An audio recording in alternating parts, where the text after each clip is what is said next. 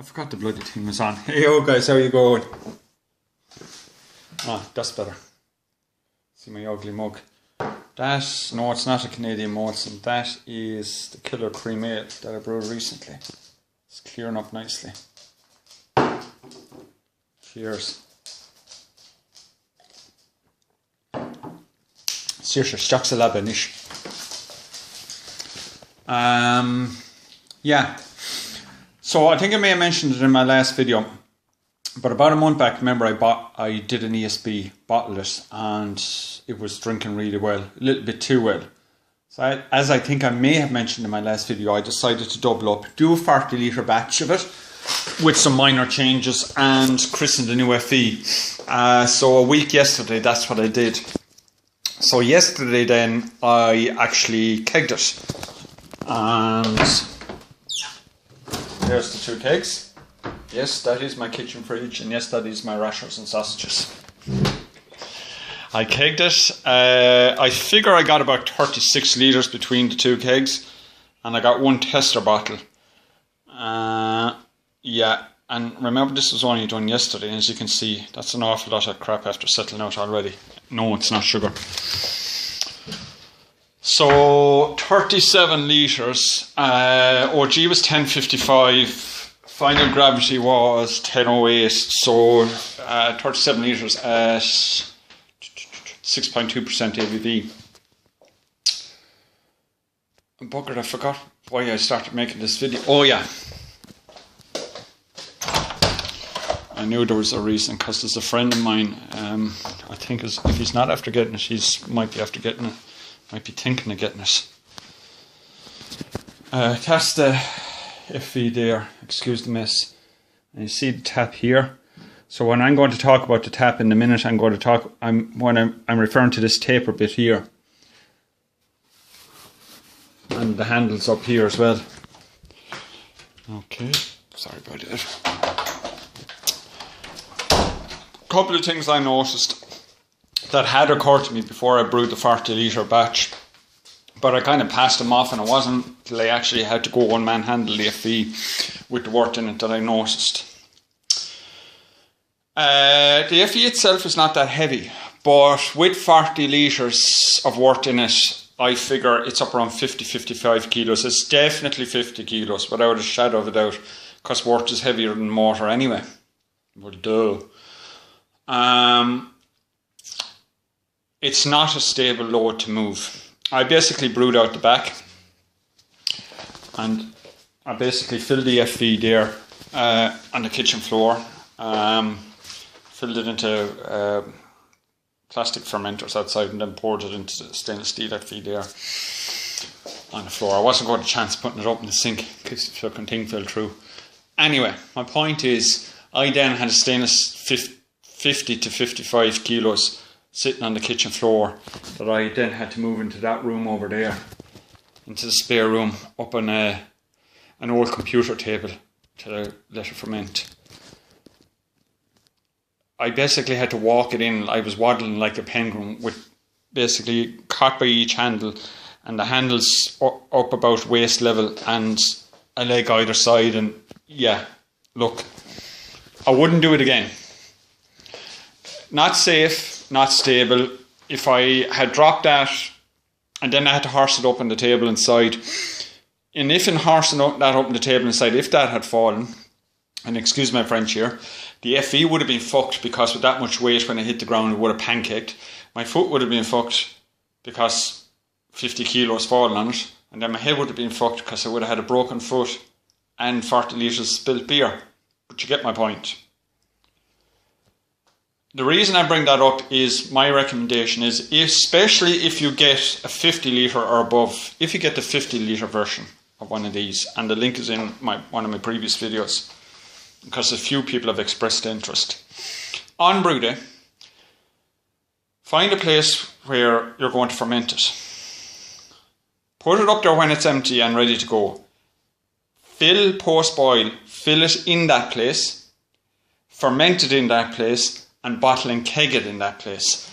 Because one thing you do not want to be doing is having to try and move that when there's 40 litres of wort inside it. we were told when we got the FVs that yes, we could move them full, lift them by the handles. I wouldn't recommend it. As I was waddling in there from the kitchen to the spare bedroom like a penguin, handling each hand, I could actually feel the FV twisting and flexing. And no, it wasn't the wort inside and swirling around. I could actually feel the metal twisting and flexing. Ever so slightly, but it was there. The handles did do the job. They didn't fall off. They did creak a little, which had me slightly worried. My recommendation on that is, as regards moving it when it's full, they're only suitable for intermittent use. Now, I'm saying 3 months, 6 months, 12 months, 2 years. They're only, over that a time period like that, they're only useful for intermittent use. I would not be moving it with 40 litres in it by the handles every single batch. Now, if you're doing a 5 gallon batch, if you're only putting 25 litres into it and it's a 50 litre FV, you're not going to have a problem. That's fine. Work away as normal. But if you're filling it up to its max brewing capacity or useful capacity, put it up on your countertop.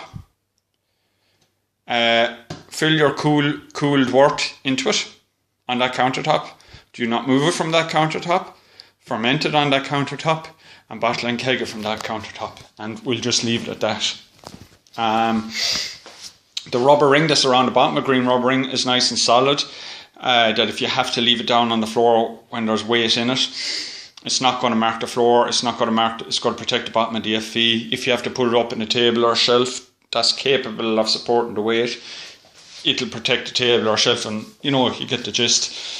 The tap is high enough, off the bottom of the FV that if you have to leave it down, it won't jam the tap off the floor. If you leave it down at an angle, if you leave it down straight, it won't jam the tap off the floor. If you leave it down at an angle, yeah, you could knock it off some things. The lid, when you have the rubber seal on it, because you have to put the seal on over the threads first, when you get it started, it's okay, but as it tightens down, it's a bit of a bastard. You have to tighten the bejesus out of it then to get it to seal, and then trying to fucking take it off. Now, as with most new machinery or machine parts, they wear in or bed in over time. As with a rifle or gun or something like that, the moving parts are usually pretty stiff at first. And I only mention guns and rifles because it's back in the good old days. So that's about it. Fine sturdy vessel. I think they were originally intended as olive oil drums, and basically, obviously, they're made out in Italy, and obviously somebody said, Jesus, there's a market out there for stainless steel FVs, and rather than go and making a specific one, they said, well, look, that's 1810 cutlery steel, which is perfectly fine for brewing. It's what we use in our knives and forks and teaspoons and everything else. All they had to do was drill a hole in the lid. They already had it manufactured for the olive oil. Drill a hole in the lid for a bung. Job done. End of story. That's it. Fine and sturdy. What else was there? Oh yes, the tap. Remember I showed you the taper part on the tap. I figured, and I was looking at it first, I said, grand, that looks about 3/8 now. Some of my 3/8 tubing that I use in my siphons will fit that nicely sorted. So as I said, I had it in the spare room. I managed to get it out of there and into my kitchen fridge, chilled that down for a few days. Then yesterday I put it up on the shelf over there and siphoned into the drum, another drum. And why did I siphon it into the drum and not use the tap? Because when I went to put the 3/8 tubing on it, it wouldn't fit, even though I heated the 3/8 tubing.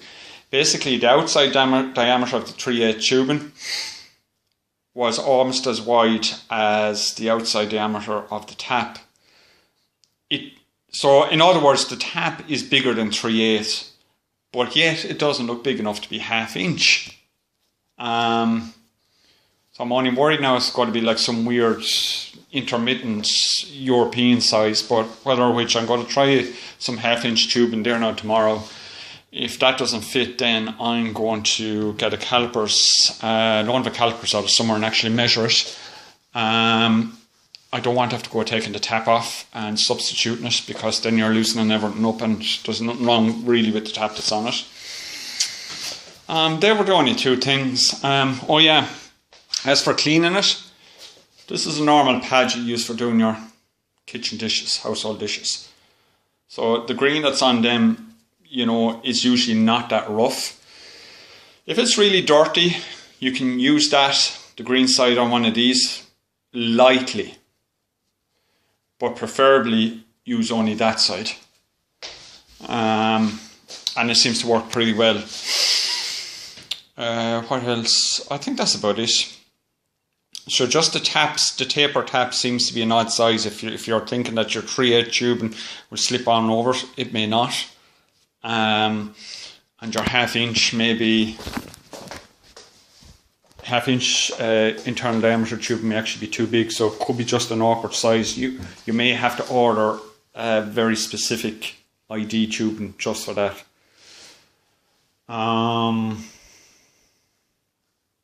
That's about it, guys. So I'll catch you again the next time, and enjoy the rest of your Sunday. Slán go fóill.